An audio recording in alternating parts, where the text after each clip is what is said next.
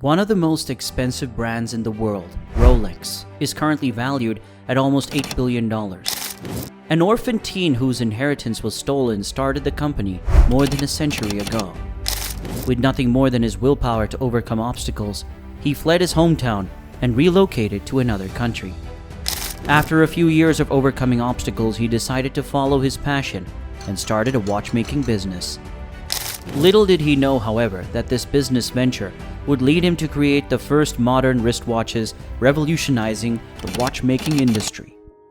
Hans Wilsdorf was born on March 22, 1881, in Kumbach, Germany, to parents Anna and Johann Daniel Wilsdorf. He was the second child in a family of three, and his family ran a middle-class business selling iron goods. Unfortunately, his mother fell ill in the following years and died in 1892. And a year later, his father also died, leaving Hans an orphan at the age of 12. His uncle quickly made the decision to sell his family's business and spend some of the proceeds for their education, enrolling all three of them at a wonderful, prestigious boarding school named Ernestorm, Coburg in Bavaria, Germany, now under the care of his mother's siblings. To get through his difficult childhood, Hans decided to focus on school as he grew older. He understood that even though he didn't like his uncle's decision, it became an important factor for his success. Growing up in the new town, Hans was an outsider and frequently teased by other boys because of his religion.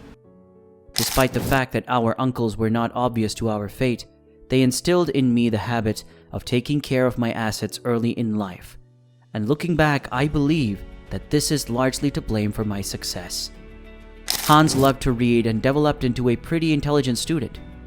He excelled particularly in math and languages, learning both French and English. Hans was always interested in travel and realized that languages would be very helpful, which would eventually play a significant role in his work. Hans eventually became dissatisfied with the way his life was going and moved from the German boarding school to Geneva, Switzerland. When he was 19 years old, there he got a job as an apprentice for an international pearl exporting company that was buying pearls from different markets and sorting, grading, and packaging them for sale to jewelers. Hans noticed the company wasn't really producing anything, but was still making a lot of money there. So he immersed himself to learn their business. Hans one day received a letter from his friend offering him a position with a business called Kuno Kortan. Even though the company he was already working for was more advantageous for him, Kuno Kortan had always wanted to go to La Chaux de Fonds, where one of the largest high-quality watchmaking businesses at the time was located. They were exporting about 1 million Swiss francs worth of pocket watches annually, and they also made some of their own watches from scratch. As a result, in 1924, he moved there.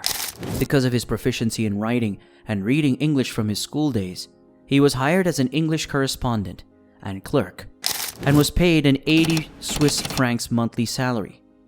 He was also responsible for winding hundreds of pocket watches each day and checking that they were accurate. He gained a great deal of insight into watchmaking and learned a great deal about how all types of watches were made.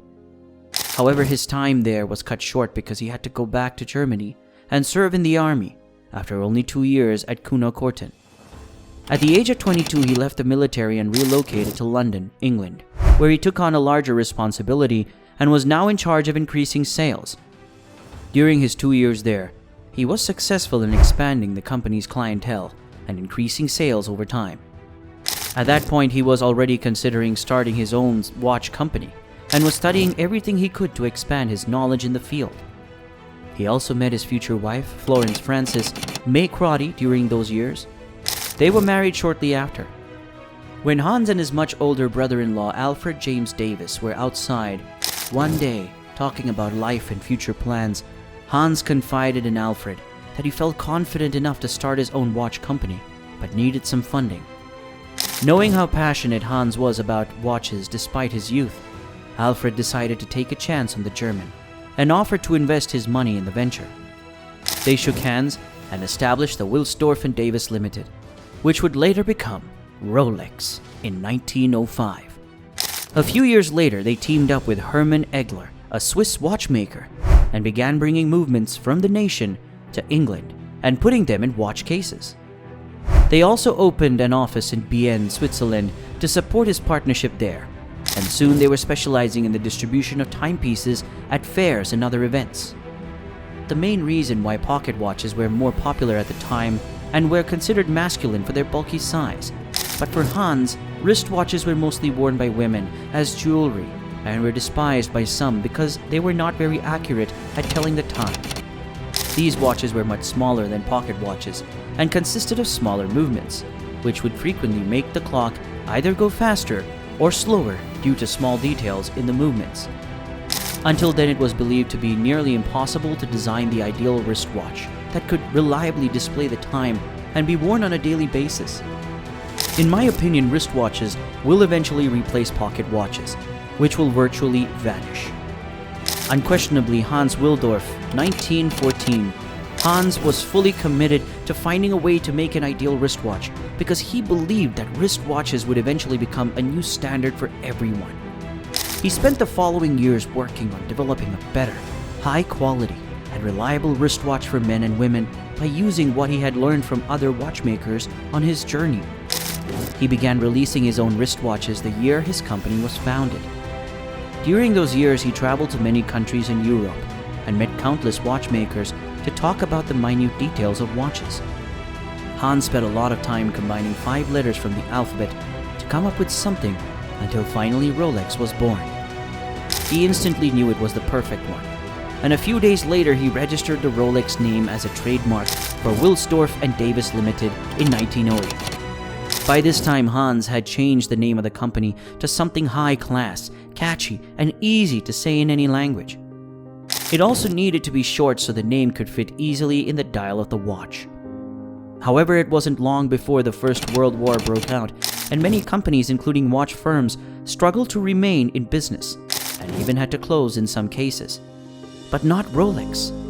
This tragic event only made Hans' company more well-known because of its already reliable wristwatches. Many soldiers were given Rolex watches instead of pocket watches because it was much easier and safer to use. It also helped them to better coordinate their attacks. To strengthen their legitimacy, Rolex had already received the first wristwatch chronometer rating from Switzerland, which was followed by a Class A certificate of precision from London's Kew Observatory. These achievements increased consumer trust in the brand. But not everything was peaches and cream for Hans. In 1914, the British implemented a 33 tax on all companies registered in Great Britain that were exporting goods across international borders. This caused Hans great concern, and he decided to relocate the headquarters of his business. Another reason for his move was that during World War I, people in Britain began to dislike Germans because the name Hans Willdorf was clearly German. And even though he had registered Rolex before, he was still using the Willdorf and Davis name in England, which was being looked down upon. This also led him to completely change his company name from Wilsdorf and Davis Limited to the Rolex Watch Corporation Limited in 1915. The Rolex Watch Company moved its headquarters from Bienne to Geneva, where it still stands today in 1919. From this point on, the company concentrated on manufacturing the watch movements in Bienne and would transport them there when they carefully verified the movements were accurate before finishing them with their high-class designs. Years later, Hans would also register Rolex's famous trademark logo of the 5-star crown, which became implemented from then on the dial of their watches. It's in Geneva that Hans would go all in with his team to improve the technical innovation of the wristwatch. We must succeed in making the watch case so tight that our movements will be permanently guaranteed against damage caused by dust, perspiration, water, heat, and cold. Only then will the perfect accuracy of the Rolex watch be secured. Thanks to his patience and determination, it eventually paid off, and paid off big time. In 1926, when Rolex released their new model, the Rolex Oyster, it was the first waterproof wristwatch in history. It was sealed with a very tight case that provided optimal protection for the small watch movements inside, allowing it to be waterproof. Hans knew this was revolutionary and that people would be interested in it. But he decided to wait for the perfect opportunity to present it to the world in a very creative way. In 1921, Hans heard about Mercedes Gleixa, a woman from London who claimed to be capable of swimming across the English Channel, a 20.5-mile body of water that separated England and France. People didn't believe her, so she did it again, in front of thousands of people, even though the water temperature was much colder. Hans saw an opportunity and encouraged her to wear his Rolex, the Rolex Oyster watch, around her neck. After swimming for over 10 hours, she was pulled out of the water after nearly freezing to death and made it about 4/5 of the way across the channel. The task was not a complete success, but the Rolex Oyster came out of the water in perfect condition. Related to the event, to further the hype, Hans also marketed his Rolex Oyster inside of fish bowls with real fish in it on the sale. Displays of every Rolex dealership for people to see when they walked by this brilliant strategy worked amazingly, and people became hooked on the products. By now, Hans decided to advertise heavily on Rolex, so in 1928, he worked with the top British model at the time. The publicity didn't stop there. In 1933, Rolex Oysters were seen in the newspaper again in connection with a flight over Mount Everest, in which the crew members wearing their Rolexes were very pleased to see that their watches were still 100% functional after the flight. Another example was in 1935, when the famous driver Malcolm Campbell set a speed record of around 300 miles per hour while wearing his Rolex. Hans requested permission to publicize it, and Malcolm agreed without compensation. At this point, people began to perceive Rolex not only as a high-quality design watch, but also as a trustworthy, reliable, and technical wristwatch that anyone could wear for everyday use. Despite these times, only great marketing is required to make a company successful.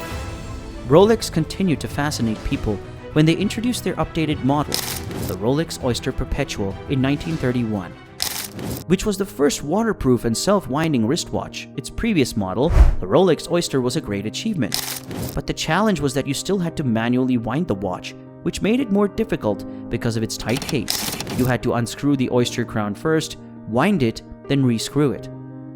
Creating the self-winding watch was a dream that people had tried to achieve for centuries, but none were successful. From 1934 to 1940, Hans also produced some high-quality watches outside of the Rolex firm and trademarked them under his own name. However, it was discovered due to the hatred that the French, British, and American markets had for Germany. Even with all of his achievements, Hans would sometimes struggle to make his way in the market and had to put double the effort to make a successful company due to his German name. When World War II broke out, Rolex took a hard hit. It became difficult and expensive to export products outside of Switzerland to some other big markets in Europe. Hans was frustrated with the situation, and to commemorate his wife, he established the Wilsdorf Foundation, a charity organization for social causes. Something to note is that shortly before Hans' death, he transferred 100% ownership of Rolex to the Wilsdorf Foundation, which still owns and controls Rolex to this day. Rolex will never go public or be sold, nor will they ever pay any taxes because it's essentially a charity. By the following year, in 1947, their sales had reached 100,000 certified Rolex chronometer, doubling their sales from the previous 2 decades in a single year. His new model, released in 1945, contributed to his success. The date of the Rolex, the first waterproof self-winding wristwatch to display the month's date on the dial, was followed by another revolutionary model, Rolex Day Date, the first waterproof and self-winding wristwatch nearly 10 years later. These types of watches, which often include not only the date of the month, but also the day of the week, are still seen today and are often the standard for normal use of wristwatches. During the 1950s, Rolex continued to release a series of innovative watches, the most famous of which was the Rolex Submariner, which was introduced in 1953 and was the first deep-diving waterproof wristwatch that could reach 100 meters deep in the ocean without malfunctioning. From an orphan boy who started with nothing, Hans Wilsdorf pursued his own path and is responsible for changing the watch industry to what we know today. His passion for design and technical innovation has placed him on the list of one of the most influential men in the industry, and his legacy can be seen today in every person wearing a Rolex. Thanks for watching this video. Please leave a comment and subscribe for more.